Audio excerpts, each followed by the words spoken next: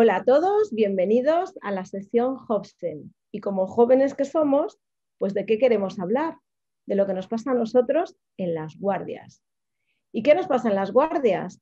Nosotros tenemos unas guardias muy divertidas. De hecho, tenemos un Late Night Kidney Show. Y en el día de hoy os vamos a presentar un par de casos que nos podrían pasar a cualquiera de nosotros, casos que te ocurren a las 3 de la mañana, cuando estás solo en la guardia, el adjunto durmiendo, el jefe de hospital no te hace caso y estás solo ante el peligro.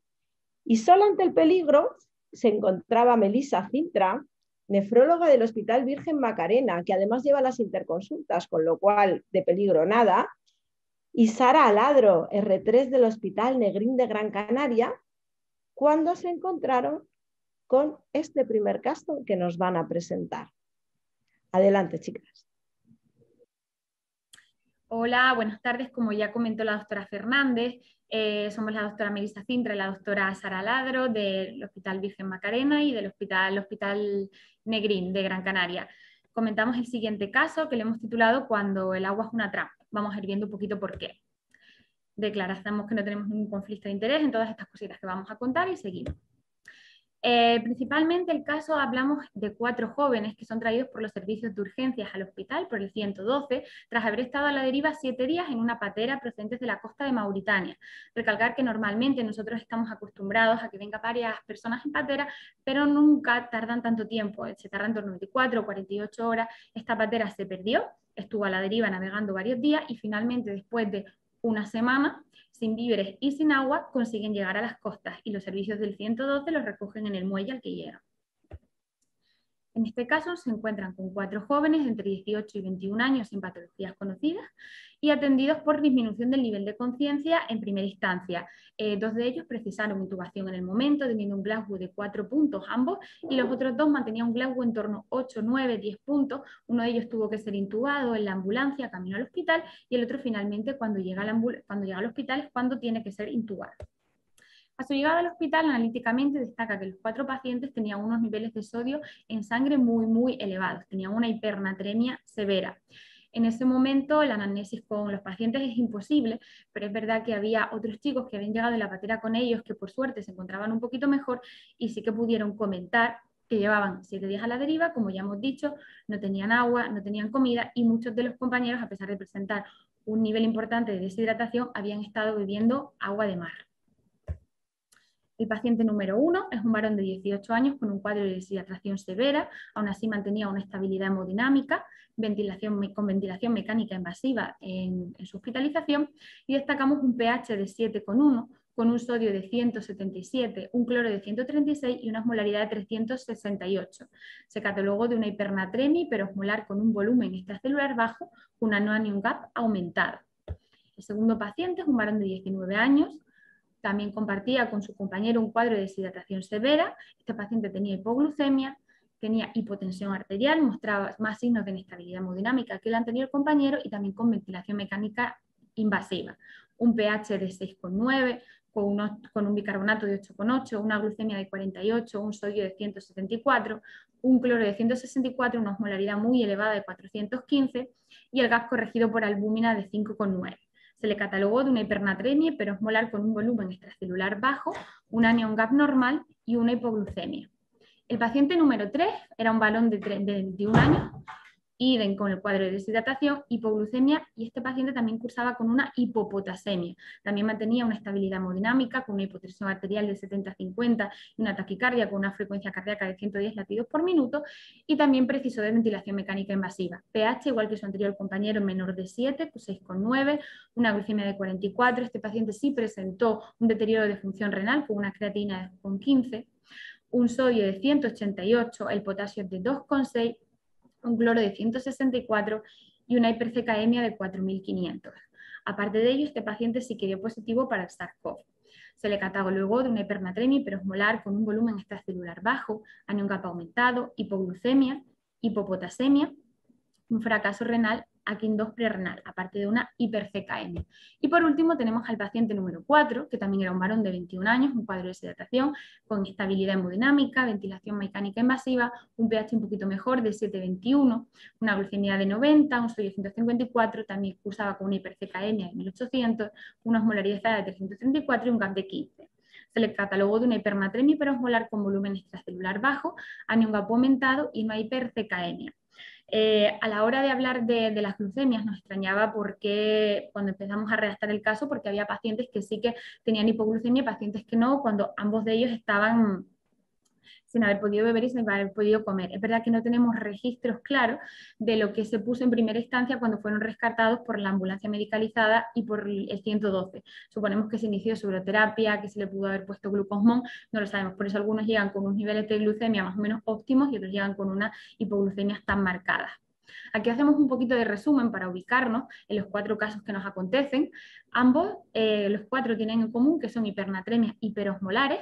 El paciente número 1 tiene un GAP aumentado, el 2 tiene un GAP normal, hipoglucemia y una hipotensión, que comparte con el paciente número 3 una hipotensión también importante, un GAP aumentado, hipoglucemia, hipopotasemia, hiper-CKM, fracaso renal agudo, y el paciente número 4, una hiper-CKM y un anion GAP aumentado. Un poquito para que nos ubiquemos un poco en las diferencias de los tipos de hipernatremia hiperosmolares que nos presentaban estos 4 chicos. Bueno, pues continuando el desarrollo de los casos, vamos a comentar el diagnóstico diferencial ante una hipernatremia, que es el trastorno hidrocolítico principal en el que nos vamos a centrar, ¿vale? Y posteriormente hablaremos del manejo. Entonces, bien, pues ante una hipernatremia, pues la primera pregunta que me tengo que hacer. Tradicionalmente vamos a evaluar las causas de hipernatremia en función de cómo esté la volemia del paciente.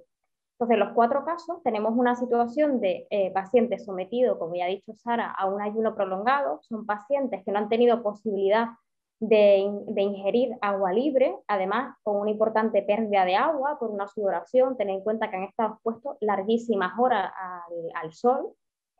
Y todo esto pues, ha dado lugar a una pérdida de agua y de sodio, sobre todo de agua, que va a generar una situación de deshidratación severa, que es lo que tenían los pacientes. Por tanto, todos ellos van a tener el volumen extracelular bajo. Por otro lado, estos pacientes han estado ingiriendo agua de mar, como bien comenta Sara, que nos lo confirmaron ellos y los compañeros que estaban en la patera. Realmente, cuando tenemos hipernatremia en relación con la ingesta de agua de mar o bien con la administración de fluidos hipertónicos, esto realmente se relaciona más con volúmenes extracelulares de tipo elevado, pero como aquí lo que predomina es un componente de importantísima deshidratación, los pacientes tenían el volumen extracelular bajo. ¿Y cómo estaría el volumen intracelular? Pues como en todas las hipernatremias, el volumen intracelular está bajo. Aquí tenemos una tabla para que veáis un poco la cantidad de sodio y cloro que nos va a aportar un litro de agua de mar. Esto es una barbaridad. Es casi como un hipertónico al 3%, que si recordamos, el hipertónico al 3 aporta unos 500.000 equivalentes litros de sodio y de cloro. Y para que tengamos una idea de la cantidad de sal que tiene el agua de mar, en concreto el agua del océano Atlántico puede tener hasta 36 gramos por litro de agua. Entonces, haciendo un diagnóstico diferencial, ¿qué preguntas claves nos tenemos que hacer? Pues en primer lugar, lo que ya hemos comentado, ¿cómo está el volumen extracelular de mi paciente? Hay que ver si el paciente está oligúrico o no, y hay que ver cómo está esa osmolaridad en la orina. Desgraciadamente no hemos tenido orina del inicio de estos 4 pacientes, pero bueno, si nos vamos al algoritmo clásico de la hipernatremia, el que ya todos conocemos, y evaluamos la causa de hipernatremia, en este caso tenemos de los 2 lados. Tenemos un paciente con una pérdida de agua, que ya hemos dicho, está hipovolémico, deshidratado, y por otro lado hay una ganancia de sodio, pero por este predominio de pérdida de agua, mi paciente, mis 4 pacientes, estaban completamente hipovolémicos, como ya hemos visto. Entonces, como además nosotros somos muy curiosos, aunque no nos hayan dado todos los datos clínicos de laboratorio, ¿qué otros datos nos esperaríamos encontrar en estos 4 casos? Según lo que ya hemos ido explicando. Pues estos 4 pacientes tenían un estímulo de la C intacto, ¿verdad? De hecho, esto es lo que ha hecho que los 4, desesperadamente hayan ingerido el agua de mar. Por otro lado, la respuesta fisiológica de la ADH estaría conservada. Estarían reabsorbiendo esos riñones cloro, sodio y agua, por lo que la orina tendría un volumen bajo. En principio, esperaríamos que los 4 pacientes estarían oligoanúricos. ¿Y cómo estaría la osmolaridad en la orina? Pues estaría alta. Probablemente estaría con una osmolaridad máxima, esto es más de 600-700 miliosmoles kilo.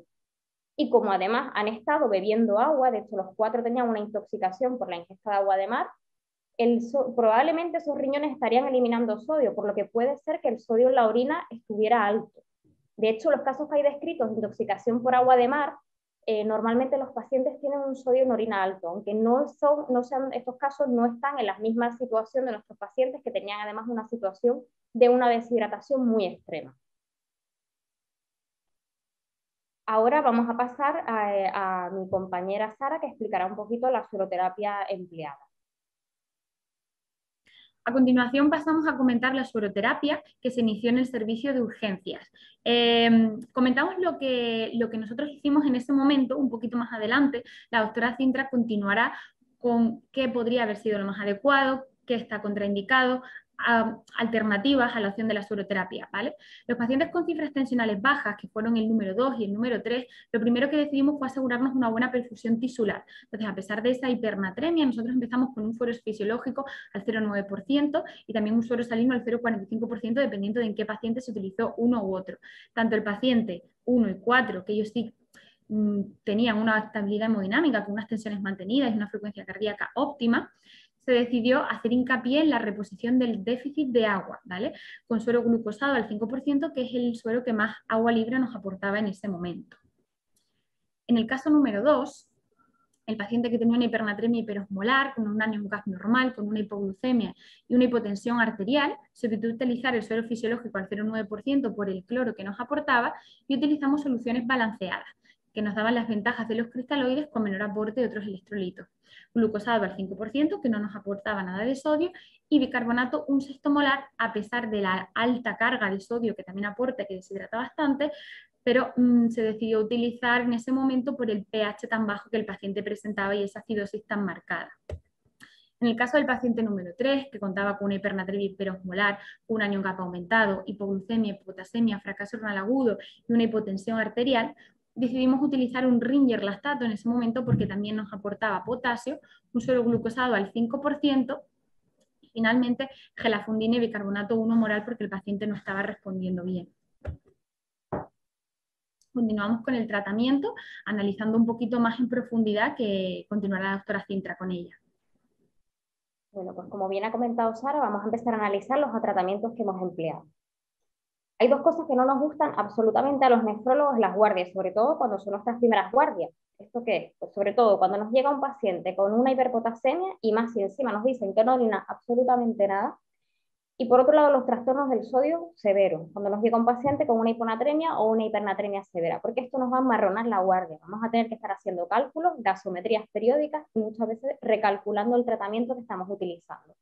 Pero bueno, tranquilidad. Vamos a sumergirnos ahora en el extraño mundo de los sueros. Esto es donde en nuestros casos clínicos el trastorno hidrocolítico principal, como ya hemos dicho, va a ser la hipernatremia. Entonces iremos desglosando la sueroterapia utilizada y vamos a discutir qué alternativas quizás podríamos haber utilizado también. El punto clave para comenzar, ¿cuál es? Pues que todos tienen una hipernatremia grave. Pero ante todo tratamiento, lo primero siempre, como ha dicho Sara, es identificar los datos clínicos que nos indican que ese paciente está grave. Entonces, el punto 1 lo hemos denominado más allá de la hipernatremia. Y es que ante toda patología a tratar, el primer paso tiene que ser asegurarnos de que el paciente está estable desde el punto de vista hemodinámico y también que hay estabilidad desde el punto de vista respiratorio del paciente. Por tanto, nos vamos a centrar en primer lugar en los pacientes más graves, que eran los pacientes 2 y 3, que son los que estaban con inestabilidad hemodinámica. Además de la tensión y el sodio, hay dos cosas en estos pacientes que no nos gustan absolutamente nada, y son esos pH que tenían el paciente 2 y 3 por debajo de 7. Si además de eso miramos, aparte de esa acidosis metabólica grave que tienen, si miramos esas TCO2, veremos que la compensación respiratoria también era inadecuada en los 4 casos. De hecho, los 4 pacientes tenían un trastorno mixto con una acidosis respiratoria asociada. Esto quiere decir que los 4 pacientes no nos estaban hiperventilando lo suficiente como para compensar ese trastorno metabólico. Y además, si vemos esos bicarbonatos que tienen los pacientes 2 y 3, que estaban por debajo de 10, ¿qué nos indican? Pues que nos indican que la capacidad de tamponamiento del riñón se está agotando. De hecho, estos 2 pacientes, como ya comentó Sara, fueron los que se tuvieron que intubar justo cuando fueron atendidos por los servicios de emergencia, en la propia ambulancia. Los otros 2 casos se intubaron, pero ya posteriormente cuando llegaron al centro hospitalario. Entonces, el tratamiento de inicio, en los casos de hipernatremia con inestabilidad hemodinámica, como bien hemos dicho, lo primero es aumentar el volumen circulante efectivo, ¿vale? Y paralelamente asegurar una estabilidad desde el punto de vista respiratorio. Entonces, ¿cuál es la mejor sueroterapia indicada si tenemos un paciente con una hipernatremia y que está inestable desde el punto de vista hemodinámico? Pues tradicionalmente los sueros, las soluciones intravenosas las dividimos en dos grupos, los cristaloides y los coloides. Cuando tenemos una situación de inestabilidad hemodinámica, podemos realmente iniciar con los dos, pero generalmente lo que se utilizan de inicio son los cristaloides. ¿Cuál elijo? ¿Cuál es la mejor? ¿No? ¿Qué uso? ¿Suero fisiológico? ¿Utilizo un suero balanceado? La respuesta no es cuál es la mejor, sino cuál es el más adecuado para mi paciente. Los casos 2 y 3, como ya vimos, se utilizó el suero fisiológico, pero también podríamos haber utilizado un suero balanceado. Ya sabemos que hay estudios que avalan, que nos dan a entender que, bueno, que la mortalidad en los pacientes críticos y en los pacientes con shock séptico es menor en aquellos pacientes en los que utilizamos un balanceado frente al suero fisiológico. Además, se ha visto menos incidencia de fracaso renal, de tratamiento renal sustitutivo. Sobre todo es útil en pacientes que van a recibir grandes cantidades de volumen, como estipulamos que va a ser nuestros casos, ¿no? Además es útil, como ya explicó Sara, cuando tenemos una acidosis metabólica hiperclorémica, porque con el balanceado le vamos a aportar mucho menos cloro al paciente. Por tanto, en los pacientes 2 y 3 podríamos haber usado el suero fisiológico, que fue lo que se usó, pero también un suero balanceado. Y además, si nos fijamos en el paciente 3 que tenía una hipopotasemia, quizás hubiera sido mejor el balanceado porque además nos aporta potasio. Es verdad que lo que aporta de potasio es relativamente poco, pero si comparamos con el fisiológico que no tiene nada de potasio, pues algo más estamos haciendo por este paciente. Teniendo en cuenta el trastorno ácido base, los pacientes 1, 3 y 4, que son los que tenían una acidosis GAP alta, podríamos haber optado quizás también por un balanceado frente al fisiológico. ¿Por qué? Porque tiene una ventaja de que me va a aportar un tampón, ¿vale? Nos va a estar aportando una fuente de bicarbonato.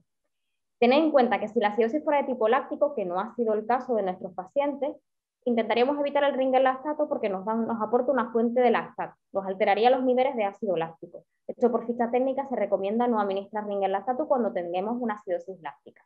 En este caso hubiera sido mejor, si usamos un balanceado, optar por otra opción que es muy buena, como sería el plasmaril.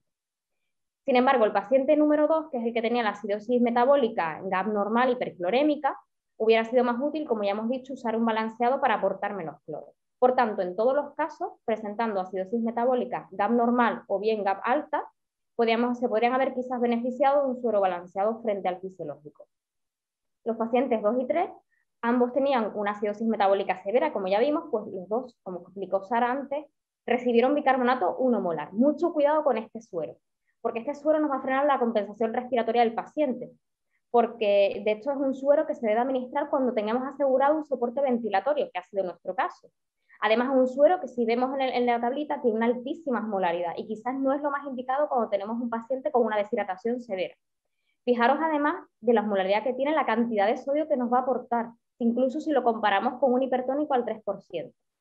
Entonces, en los pacientes 1 y 4 también podríamos haber asociado quizás bicarbonato 1/6 molar tras el inicio de la sueroterapia inicial.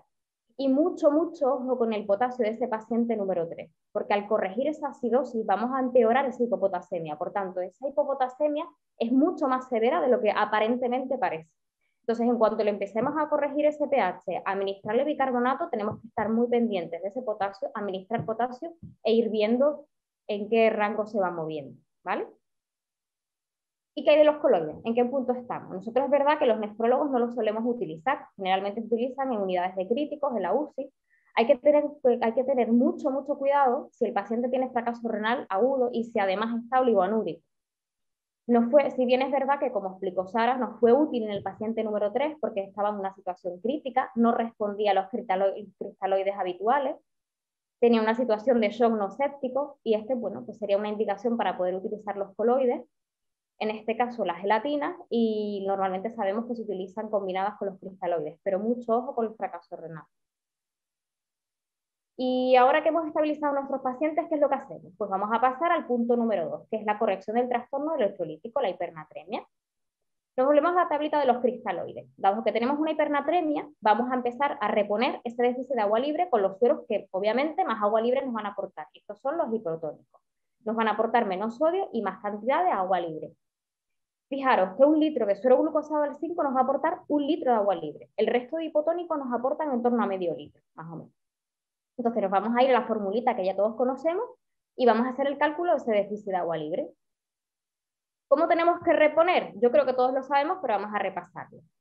Tenemos que reponer el 50% estimado de ese déficit de agua libre en las primeras 24 horas.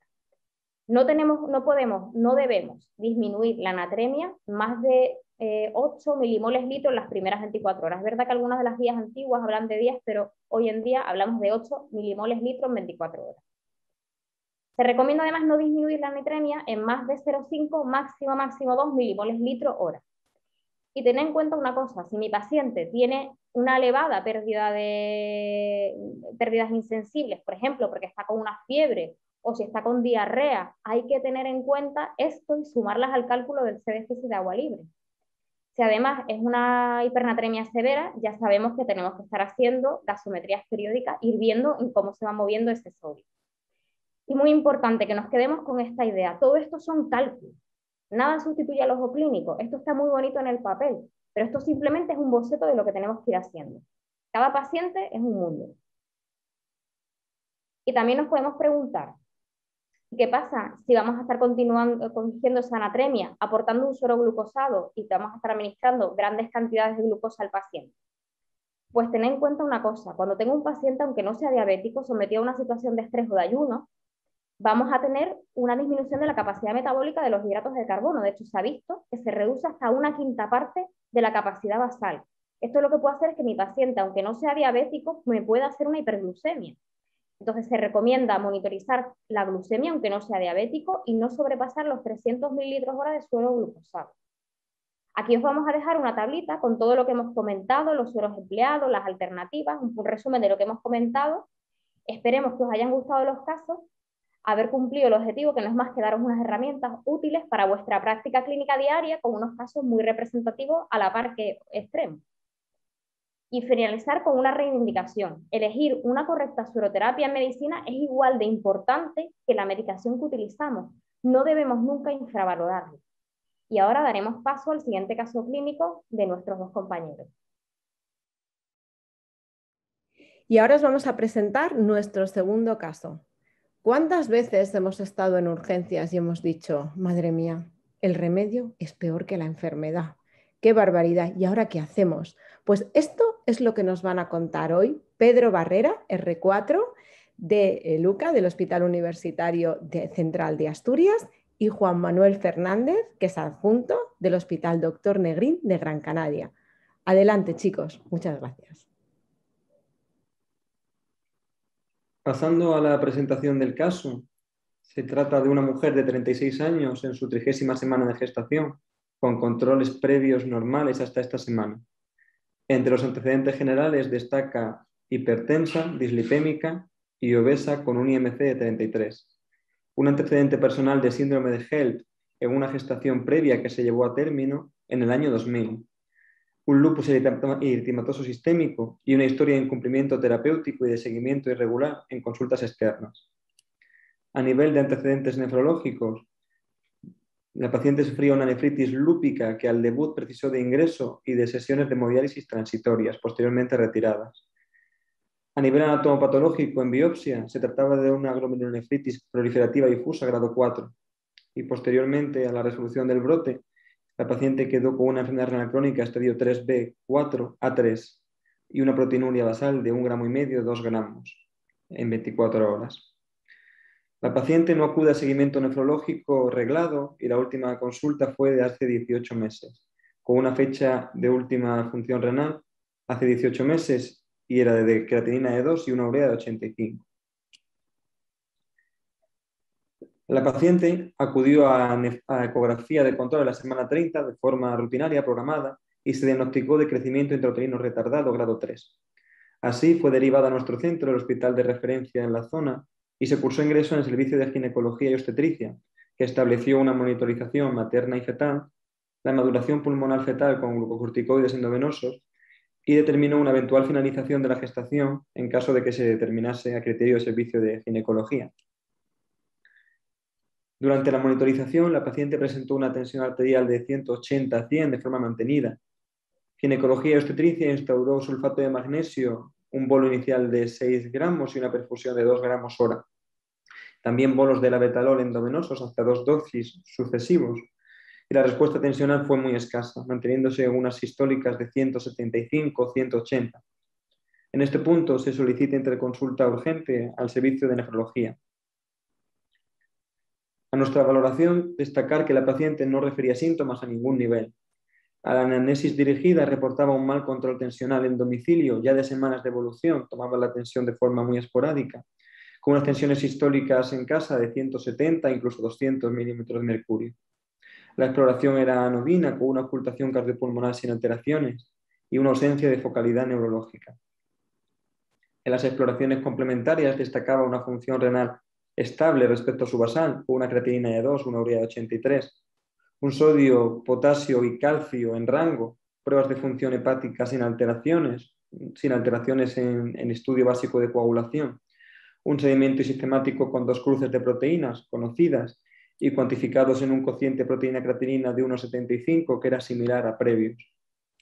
Así, la impresión diagnóstica establecida en este momento de la atención a la paciente fue de enfermedad renal crónica estadio 4, secundaria nefritis lúpica, estable, y de una hipertensión arterial crónica, pues el diagnóstico es previo al embarazo, sin criterios clínicos o analíticos de preeclampsia grave. La actitud fue una intensificación del tratamiento antihipertensivo, iniciando alfametildopa y nifedipino orales, y la perfusión de labetalol endovenoso ajustada a un objetivo tensional de sistólicas aproximadamente de 150.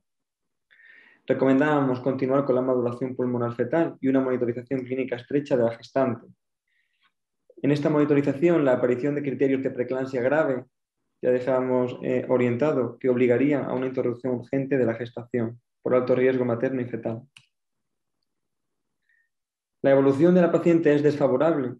A las 5 horas el servicio de ginecología nos solicita revaloración por un marcado empeoramiento clínico. El control tensional, no obstante, se había mantenido apropiado con la perfusión de labetalol ajustado a objetivo y se mantenían sistólicas de 145-155. La anamnesis de la paciente, no obstante, había cambiado radicalmente. La paciente presentaba tendencia al sueño, náuseas que no le habían llevado a ningún episodio de vómito y una diplopia de reciente instauración.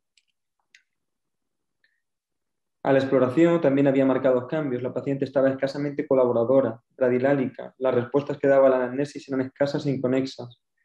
Y en la exploración también destacaban los siguientes hallazgos: una hipotonía muscular generalizada, una hiporreflexia rotuliana y bicipital, y la citada diplopia, que era binocular y máxima en la mirada lateral. Bueno, como nos acaba de presentar el doctor Pedro Barrera Baena, esta paciente desde que ingresó hasta este momento que le han vuelto a consultar ha presentado un deterioro clínico, lo cual nos obliga a realizar un nuevo diagnóstico diferencial. Y como buenos nefrólogos, entre ellos, ¿cuál pensaríamos que fueran las patologías más frecuentes que la pudieran estar afectando? El primero podría ser un síndrome HELLP, sobre todo teniendo en cuenta los antecedentes previos de la paciente. Un lupus eritematoso sistémico con una exacerbación y por último, lo que seguro todos ustedes están pensando, una preeclampsia sobreagregada a su hipertensión arterial crónica. En este momento comienza el trabajo detectivesco de todo nefrólogo y que tanto nos gusta. Y seguramente tanto la primera como la segunda hipótesis rápidamente podríamos descartarla, centrándonos sobre todo en la preeclampsia sobre su hipertensión arterial crónica.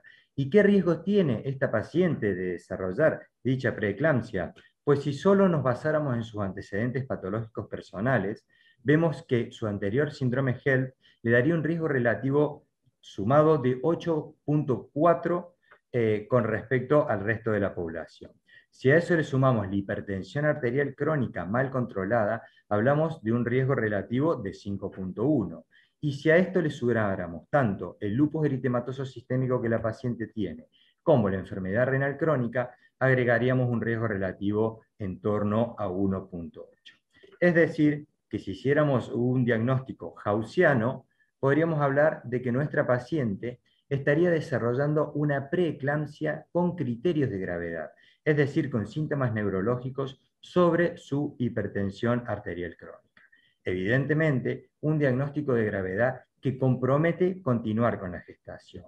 Ahora, yo les pregunto a todos los que estamos viendo esta presentación, ¿creen realmente ustedes que este diagnóstico diferencial está completo o realmente tenemos que pensar en algo más? Ahora le voy a dar paso al doctor Pedro Haus Barrera para que nos ilumine un poquito más con este caso. Adelante, Pedro. En esta segunda valoración destacaba la anamnesis y la exploración el deterioro neurológico de forma aguda, la diplopia y la hipotonía muscular generalizada junto con la hiporreflexia. Paralelamente, el control tensional no había empeorado, sino que se había mantenido apropiado con las medidas adoptadas. Y en las exploraciones complementarias destaca que no hubo cambios mayores. No había alteración de pruebas de función hepática, no había alteración en el hemograma nueva, no había alteración en iones, el calcio corregido había subido algo, pero sí llamaba la atención el magnesio, del cual no teníamos determinación previa y que ahora se situaba en unos valores de 7.7 miliequivalentes litro. Destacablemente, estos valores se encontraban por encima del rango terapéutico en el uso del sulfato de magnesio como prevención de eclampsia. Así, al diagnóstico diferencial podríamos añadir la intoxicación por sulfato de magnesio.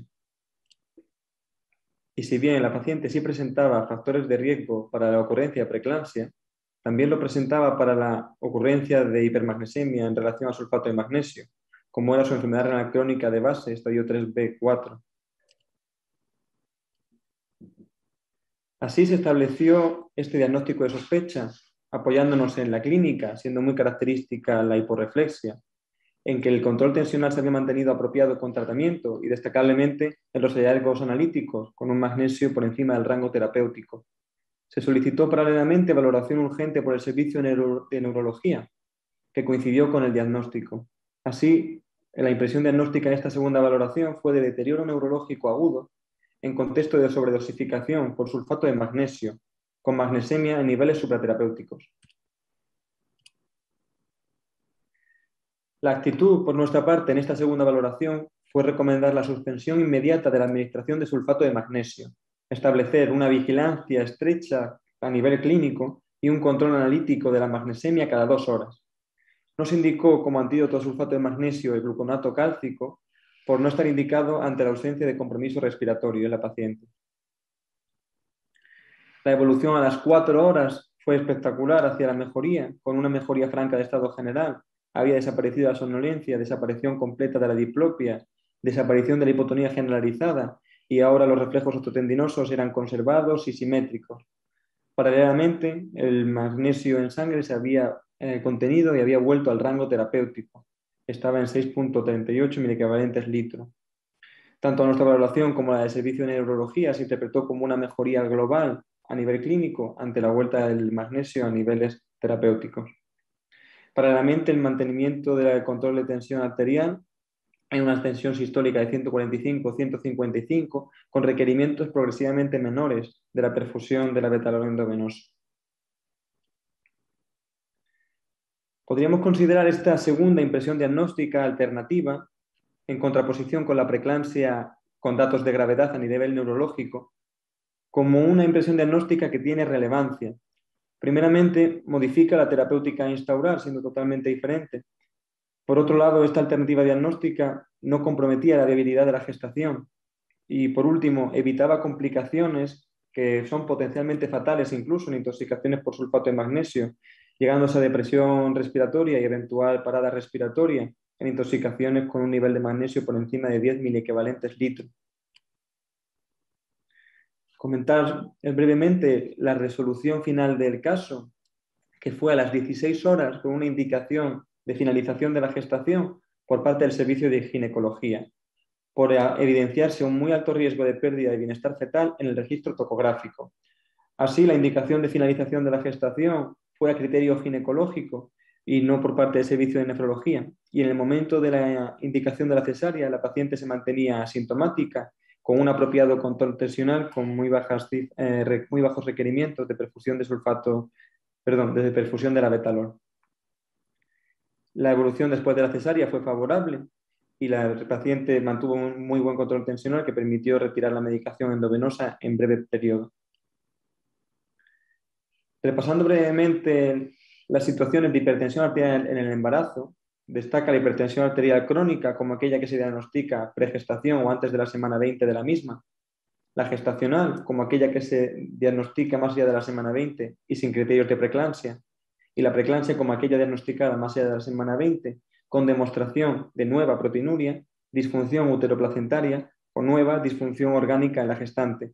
Nuestra paciente presentaba proteinuria y presentaba una disfunción orgánica a nivel renal, que eran basales y estaban presentes previamente a la gestación, como también lo estaba la hipertensión arterial.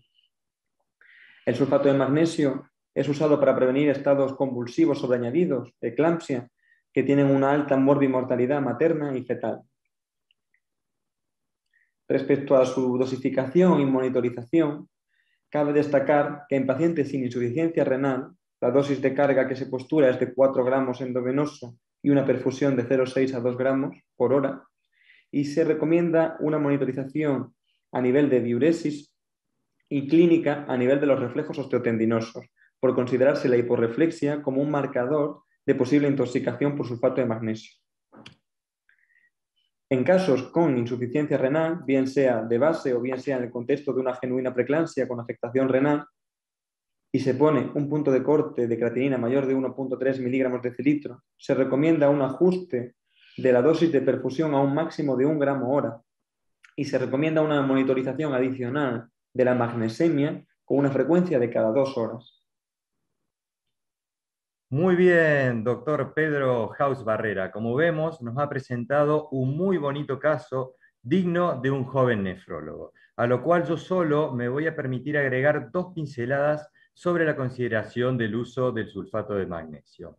La primera de ellas es sobre la indicación del mismo. Como bien saben, nosotros hacemos medicina basada en la evidencia y tanto los diferentes ensayos clínicos como revisiones y recomendaciones de diferentes guías que se han hecho, no queda ninguna duda que en aquellos casos de preeclampsia grave deberíamos de indicar el sulfato de magnesio para prevenir el desarrollo de la eclampsia. Entre otras cosas, es un medicamento de muy bajo coste y de escasa toxicidad siempre y cuando lo empleemos bien. ¿Qué es lo que sucede con aquellos cuadros clínicos de preeclampsia sin criterios de gravedad? Si bien la recomendación sigue siendo bastante elevada, un grado de recomendación 1B, tanto las diferentes revisiones como ensayos clínicos no terminan de ser tan concluyentes. Y en este caso, el Colegio Americano de Ginecobstetras deja un poco a libre elección de cada ginecólogo o de los centros en los cuales ellos trabajen de sentar la indicación también del sulfato de magnesio.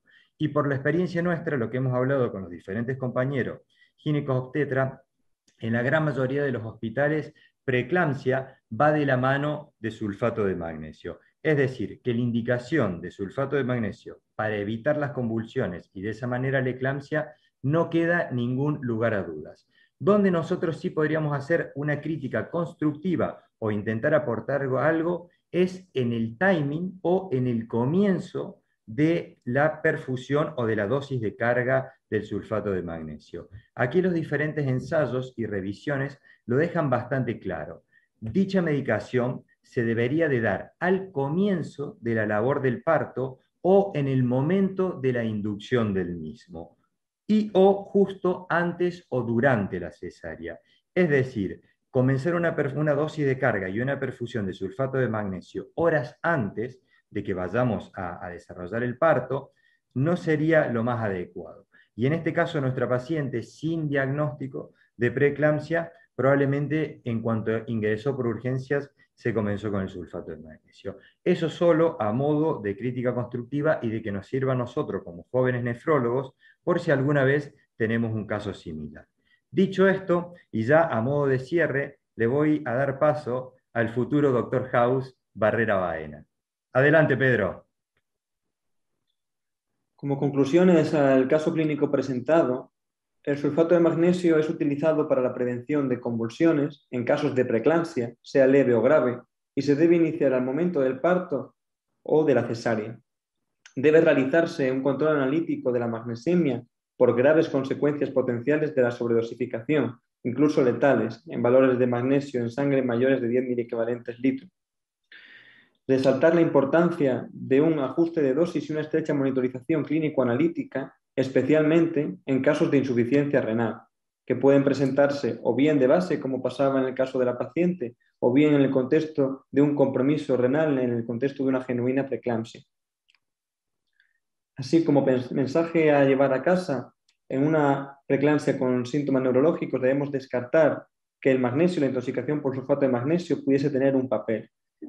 Como nefrólogos, en un cuadro de alteración del sistema nervioso central o de reflejos osteotendinosos en un estado hipertensivo del embarazo, se debe establecer este diagnóstico diferencial entre una preeclampsia que tenga datos de gravedad a nivel neurológico y una afectación neurológica por el propio sulfato de magnesio.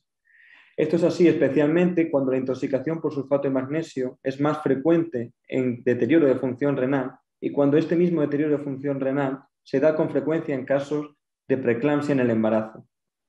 Estas alternativas terapéuticas varían importantemente en su manejo y un diagnóstico correcto nos puede ayudar a evitar complicaciones de gravedad, tanto para la paciente como para el curso de la gestación. Sin nada que añadir, muchas gracias a todos por vuestra atención.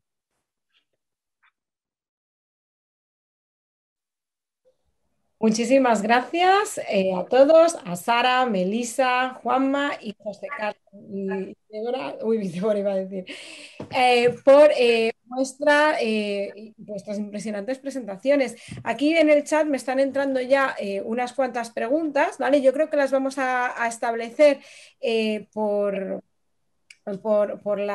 las diferentes, los diferentes grupos, ¿vale? Y la primera viene de Marco Montomoli. Marco nos da la enhorabuena, os da la enhorabuena por las ponencias y hace una pregunta para el primer caso. Claramente lo que hacía falta a los pacientes era fluidoterapia abundante, pero teniendo en cuenta la gravedad de los casos, ¿creéis que tenía cabida el uso de hemodiafiltración venovenosa continua?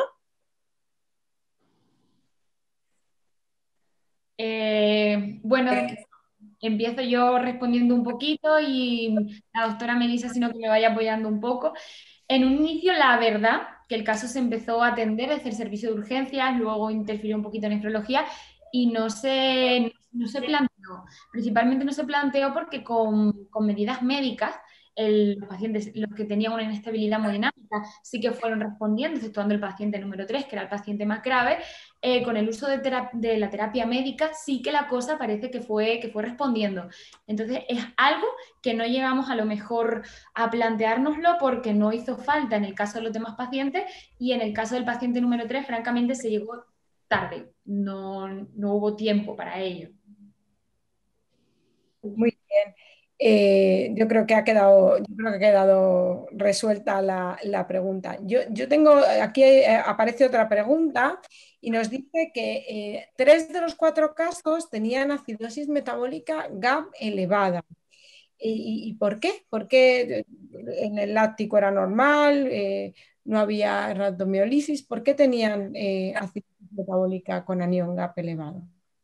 De hecho, es una pregunta que tanto la doctora Melissa como yo, cuando estábamos revisando el caso, nos planteamos la una a la otra porque los lácticos efectivamente estaban normal, la hiperglucemia no era en un rango de rhabdomiolisis, ni mucho menos, sí que eran cifras elevadas, pero no ninguna cosa salvaje. Entonces, es verdad que sí que revisando estuvimos viendo que los pacientes, igual que se habían quedado sin agua, también se habían quedado sin víveres, no estaban comiendo. Pudimos pensar que todo eso a lo mejor fuese derivado de una cetosis del ayuno y también por intoxicación de agua de mar.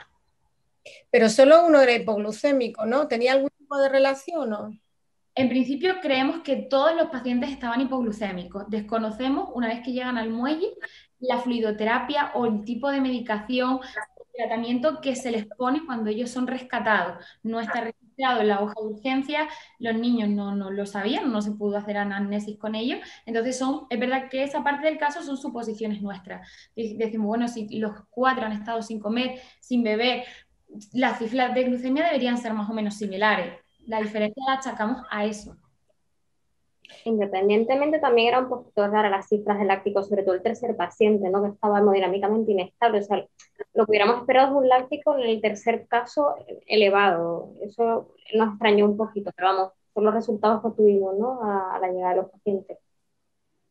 Y otra cosa interesante, ¿no?, que habéis comentado es el tema de la fluidoterapia, que me ha parecido muchas veces estamos como muy en la nefropatía lúpica, súper importantísimo, y en el Avacopan, y a veces nos olvidamos de los sueros, ¿no? Y le quitamos importancia al día a día de los sueros. ¿No tenéis la impresión en vuestro trabajo diario que muchas veces tiramos de muchas veces un salino, lo que pilles, ¿por qué usamos más los sueros balanceados, ¿no? ¿Cómo de claro tenemos nosotros el uso de los sueros balanceados en nuestra práctica clínica diaria? Esto es principalmente quizá para las compañeras del primer caso, pero a lo mejor tanto Pedro como Juanma pueden aportar, porque cada uno tenemos la visión del nefrólogo de un centro distinto. No sé como cuánto de... Yo siempre tengo la idea de que los anestesistas y a veces son más amiguitos de plasmalite y de los y nosotros quizá menos. ¿Qué impresión os da? ¿Os parece que, no, como vosotras mismas habéis hecho vuestra propia discusión del caso, os parece que igual no tiraste a lo mejor de un balanceado inicialmente? ¿Por qué? Bueno, si me permites una acotación, aunque soy del otro caso, yo creo que coincido tanto contigo y siempre lo hablamos con nuestro residente, también incluso con Sara, un poco, por ejemplo, lo que es el Ringer lactato está como proscripto en nefrología por el aporte de potasio que tiene, que es un aporte bastante pequeño, ¿no? Algo así, creo recordar, es 4.000 equivalentes por litro, si mal no recuerdo. Sin embargo, el suero fisiológico es el suero menos fisiológico de todo lo que tenemos. Aporta una barbaridad en cuanto a sodio y a cloro, alrededor de 154.000 equivalentes, si mal no recuerdo, y siempre lo hemos hablado incluso con nuestros resi, ¿no? La hipercloremia que solemos ver puede dar vasoconstricción a nivel de si bien esto es hipotético, ¿no?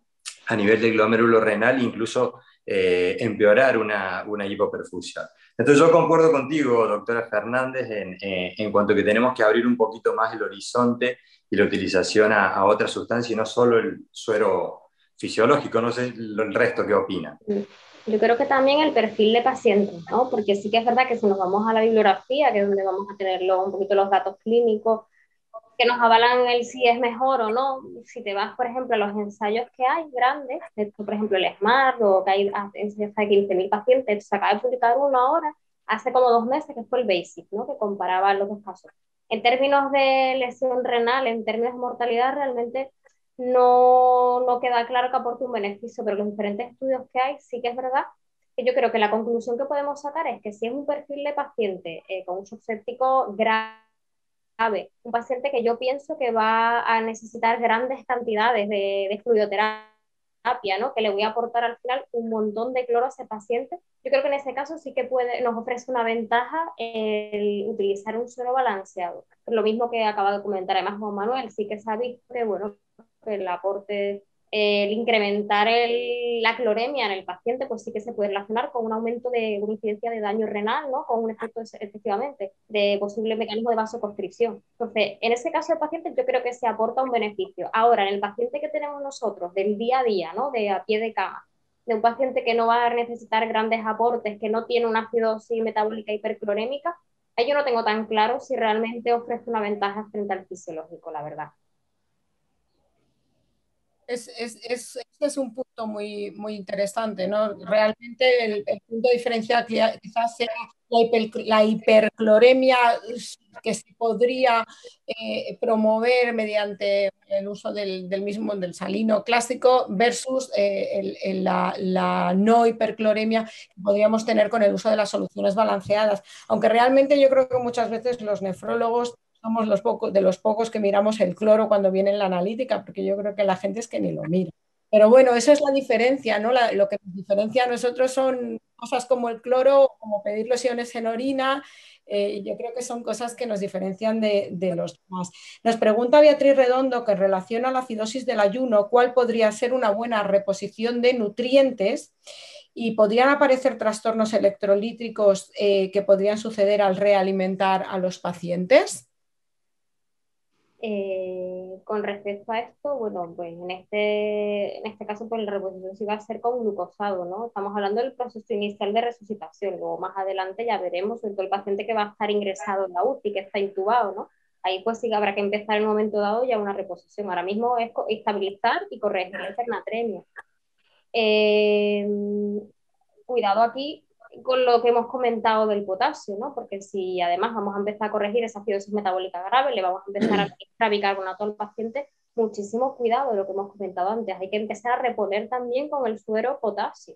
Hay que meterle cloropotasio para los sueros porque nos va a hacer una hipopotasemia muy severa a ese paciente.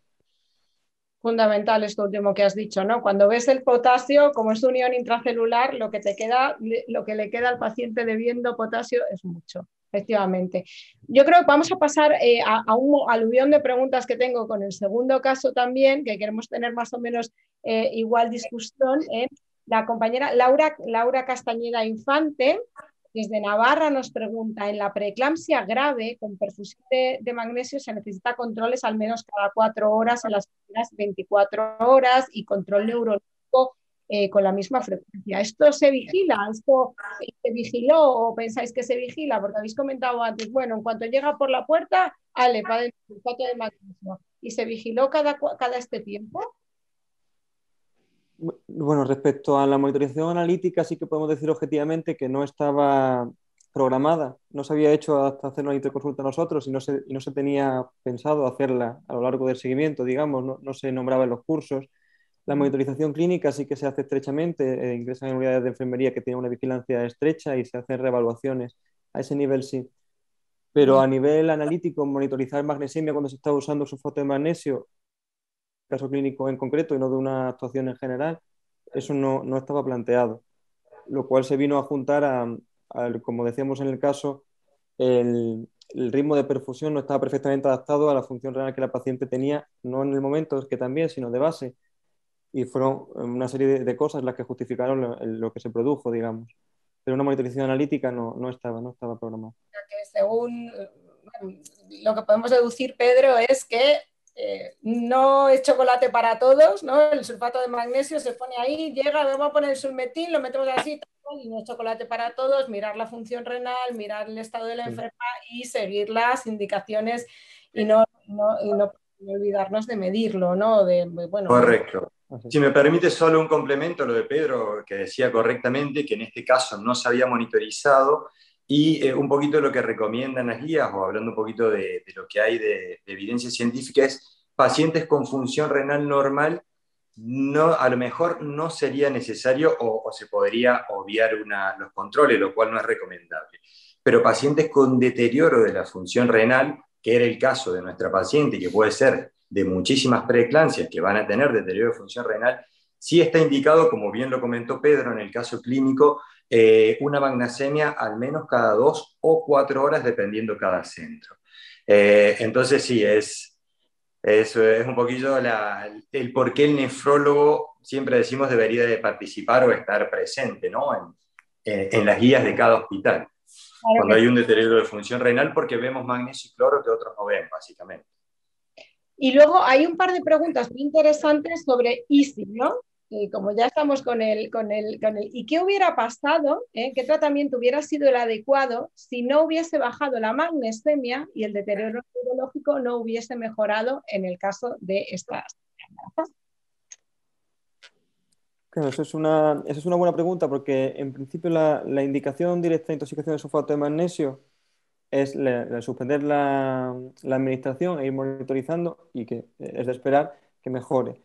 Y luego está contemplado el antídoto gluconato cálcico en caso de niveles supraterapéuticos pero mayores de 10 o de que aparezca un deterioro respiratorio.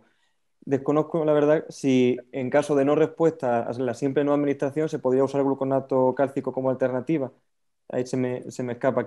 ¿Cuál hubiese sido el siguiente paso? En caso de que, aún no administrándolo, no hubiese ido decreciendo y mejorando, no sé si hubiese podido estar indicado el gluconato cálcico como antídoto, aún en ausencia de depresión respiratoria. Y a modo de complemento, si me permites, yo creo que también lo que plantean es, si no hubiera mejorado a la paciente, como sí lo hizo espectacularmente, como bien Pedro ya lo dijo, probablemente se hubiera tomado como un cuadro de preeclampsia grave y se hubiera finalizado el embarazo, ¿no? que era el problema de este caso, que si no se ve el magnesio, probablemente se finalice el embarazo, que fue lo bonito del caso y que creo que es lo que nos tenemos que llevar a casa cuando vemos un deterioro neurológico en una paciente con sulfato de magnesio. Si somos nefrólogos, pensemos en los niveles de magnesio en sangre, ¿no? Y si la paciente hubiera, la doctora García Carro también nos pregunta Unisi, ¿no? Y si la paciente sigue hipertensa, ¿qué hacemos? Sigue hipertensa, a pesar de las medidas que tenemos ahora mismo. En principio, las medidas siguientes, si tenemos la perfusión de la betalol, es intentar ajustarla a la dosis máxima hasta el máximo requerido para tener una tensión arterial objetivo. En principio, el requerimiento a ir administrando la perfusión de la betalol en alza a lo que requiriese, o interpretarlo como un fracaso terapéutico y que se está escapando del margen terapéutico y no fuera la impresión diagnóstica inicial, sino una preeclampsia severa que se está descontrolando como alternativa. Muy bien.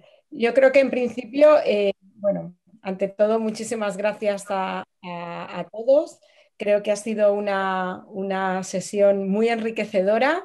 La gente, que los jóvenes tenemos muchísimo que decir, que los jóvenes estamos sacando adelante mucho trabajo, muchas guardias, muchas inquietudes y que Hobson como grupo es un grupo cada vez más potente en el que estamos incluidos todos. Yo hasta hoy he estado y he estado muy contenta. Es un grupo que trabaja fenomenal y quiero dar las gracias a Sara, Melissa, Juanma y Pedro por ilustrarnos hoy tan estupendamente estos dos casos, que en realidad no han sido solo dos, han sido unos cuantos más, porque el primer caso tenía mucha enjundia, y por darnos a conocer cómo funcionan los diferentes hospitales, cómo funcionamos entre nosotros y, por supuesto, por estar aquí esta tarde de domingo a las 4:30 de la tarde, que ya está bien. Muchísimas gracias a todos y espero que os apuntéis todos a Hobson, grupo de jóvenes nefrólogos, plataforma de jóvenes nefrólogos. Hacemos cursos, hacemos grupo, hacemos charlas, hacemos un curso de preparación para el BOAT europeo, que es lo más. No dejéis de apuntaros en la plataforma, que es una plataforma muy activa en la que estamos todos incluidos hasta los 40. Claro. Una vez que cumplimos los 41, se acabó. Pero seguiremos siendo post-Hobson toda la vida. Muchas gracias. Muy bien. Gracias. Adiós.